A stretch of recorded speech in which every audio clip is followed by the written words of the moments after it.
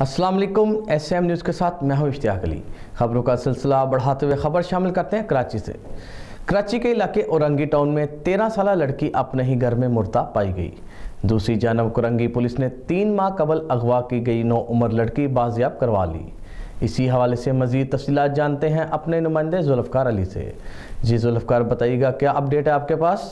जी बिल्कुल, कराची औरंगी टाउन का इलाका है जहां पर 13 साला लड़की अपने ही घर में मुर्दा पाई गई। इस हवाले से पुलिस का कहना है कि लड़की के गले पर दुपट्टा कसा हुआ था, जिससे ऐसा लगता है कि लड़की को कत्ल करने के बाद खुदकशी का रंग देने की कोशिश की गई।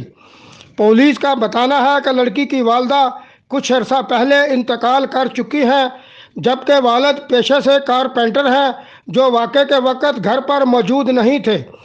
पुलिस ने लड़की की लाश को पोस्टमार्टम के लिए अस्पताल मुंतकिल कर दिया है और तहकीकात का आगाज़ कर दिया है।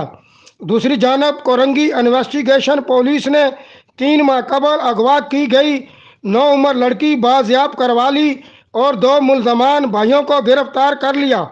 मुतासरा लड़की का कहना है कि मुलजमान 3 माह तक ज्यादती का निशाना बनाते रहे, जबकि पुलिस का दावा है कि मुलजमान का गिरोह अगवा की गई लड़की को फरोख्त करना चाहता था। जी बहुत शुक्रिया जुल्फ़कार तफसीलात से आगाह करने के लिए।